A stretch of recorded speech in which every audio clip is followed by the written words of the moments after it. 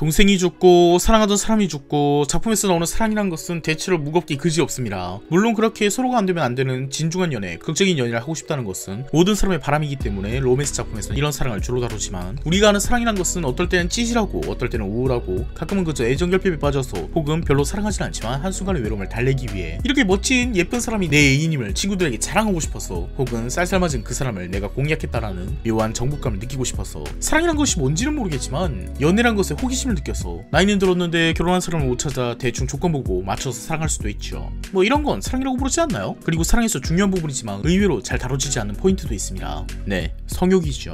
다루면 19금이 되기 때문일 수도 있습니다. 쓰레기 취급받을 수도 있지만 사랑의 목적 중 하나는 성욕을 채우기 위해서기도 합니다. 물론 그렇지 않은 사람도 있겠지만요. 성욕은 단순히 쾌락을 쫓는 욕구는 아닙니다. 단순하게 쾌락을 쫓는 욕구라면 집에서 혼자 해피타임을 보내는 것이 더 높은 쾌락을 가져다 주죠. 하지만 성욕에는 누군가가 필요합니다. 혼자 하는 것으로는 성욕이 해소가 안 되고, 누구랑 하느냐, 언제 하느냐, 어떻게 하느냐, 어떤 관계인 사람과 하느냐, 어떤 상황에 하느냐, 성욕은 그런 묘한 것들도 중요한 포인트를 하죠. 그래서 자위로는 성욕을 해소하지 못하는 사람도 많습니다. 그래서 우리는 누군가를 찾게 되죠. 그런 이유로 애인을 찾는 사람도 있고, 어떤 사람은 성매매를 할지도 모르고, 누군가는 원나잇을 할지도 모릅니다. 오늘 소개드릴 작품은 하룻밤에 사랑을 다룬 작품 원나잇 모닝입니다. 오늘 작품에는 모자이크가 많이 나오니까 이해바라요. 아니, 원나잇에 무슨 서사가 필요하죠? 원나잇에 스토리란 것이 있나요? 어차피 내일 되면 남 될 사람 아닌가요? 이 작품의 제목은 원나잇 모닝이긴 하지만 함께 밤을 보낸 사람과의 다음날을 중점적으로 다룹니다. 어떻게 함께 밤을 보내게 되었는지, 그리고 그 다음날 어떻게 되는지에 대해서죠.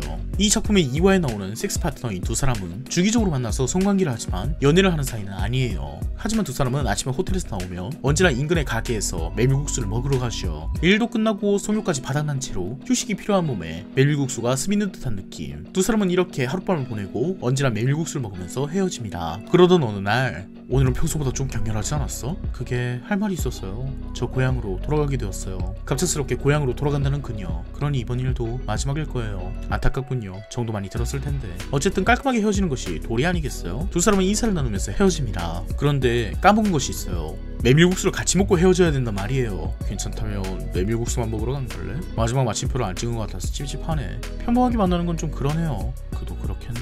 하지만 심정은 이해해요. 진짜로 마지막이니 그렇게 해요. 그래서 두 사람은 국수만 먹기로 하고 그 메밀국수 집에서 만납니다. 나간 후에는 왜? 아버지의 일을 돕기로 했어요. 그리고 맞선을 봐달라고 성하셨어요. 와, 아직도 그런 집이 있구나. 많아요. 저도 28이고요.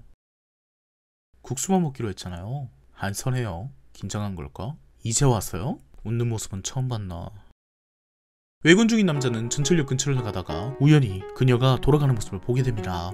사실 우연히 본 것은 아니고 근처에 온 김에 호기심이 생겼나봐요. 나 대체 뭐가 하고 싶은 거지? 떠나는 신칸센을 바라보면서 스스로 마침표를 찍고 싶었던 것일까요? 메밀국수 집에서 들어가서 늘 먹던 달걀 메밀국수를 시키는 손 위로 여자의 손가락이 포개집니다. 여기서 뭐 하는 거예요? 안 탄 거야? 제가 타는 건 다음 열차예요. 그것보다 우는 거예요?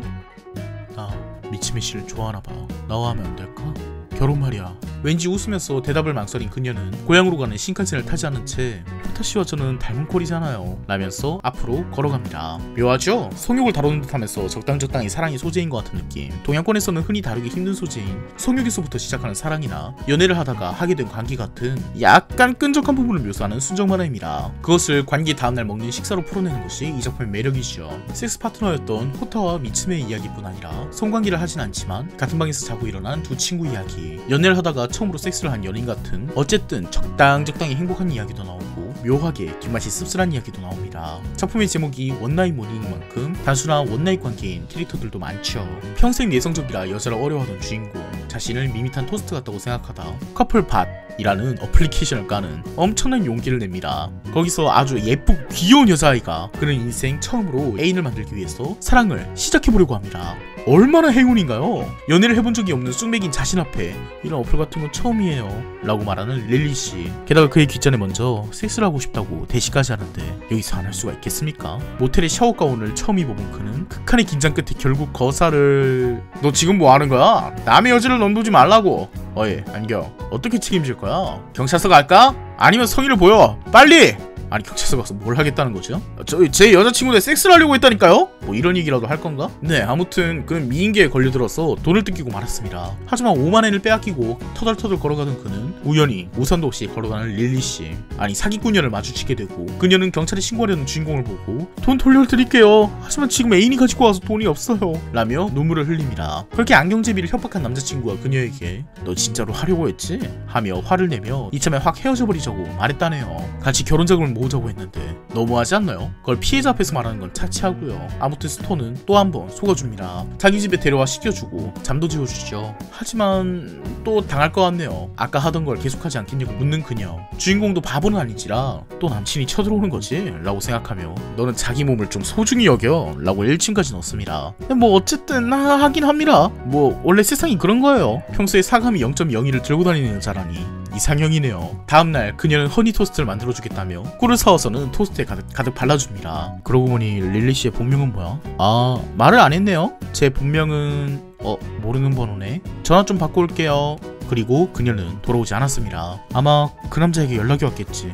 현실은 그렇게 달콤하지 않다. 스토씨는 서인이 되고도 밋밋한 삶을 이어나갑니다. 하지만... 야, 어디 가려는 거야? 절약한다며 바보야. 안주 정도는 괜찮잖아. 부탁이야 시즈코.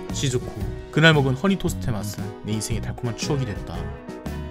적당하죠? 현실은 원래 적당한 법이니까요. 약간의 달콤함이 있긴 하지만 이 작품은 대체로 이런 식입니다. 고등학교 시절 첫눈에 반했던 첫사랑, 하지만 동창회에서 만난 그녀는 한 번의 이혼을 겪게 된 여자. 그의 첫사랑은 이루어지지 못했지만 동창회에서 그녀와 첫사랑이었음을 밝히고 한바탕 저질러버린 뒤에 두 사람은 다음날 주먹밥을 먹으며 후회를 기약하지 않고 헤어집니다. 그저 우메보시를 조금 남겨둔 채 달콤했던 첫사랑의 기억은 조금 시큼한 채로 남겨지죠. 선술집 옆자리의 여성이 양아치들에게 희롱을 당하자 내 딸에게 볼 일 있나? 라고 말하며 그녀를 구해준 51세의 아저씨. 의외로 이야기가 잘 통하는 두 사람이 이래저래 하다가 이불을 덮어주려던 그에게 잠결에 어서와 아빠 라는 소리를 들은 복잡한 신경과 헤어질 때 건넨 인사. 고마웠어요. 즐거웠어요. 안녕.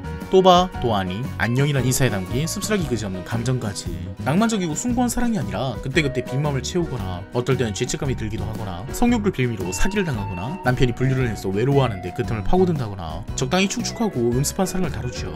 그렇지만 원나잇 모닝은 마냥 추잡한 욕망을 다루는 작품도 아닙니다. 적당히 아름다웠다고 포장할 수 있는 수준의 약간 이끼가 낄 정도만큼의 축축함을 보이죠. 그리고 유튜브에서 소개드리려면 딱 요 정도로 축축한 것이 좋아요. 이 작품은 3권이 한국에 정발된 단편집이므로 이런 느낌의 단편을 읽고 싶은 분들이라면 구매해서 읽어보시는 것을 추천드려요. AK 커뮤니케이션즈는 늘 이상한 걸 발행해서 좋네요. 오늘 리뷰는 여기까지입니다. 끝까지 봐주셔서 감사합니다.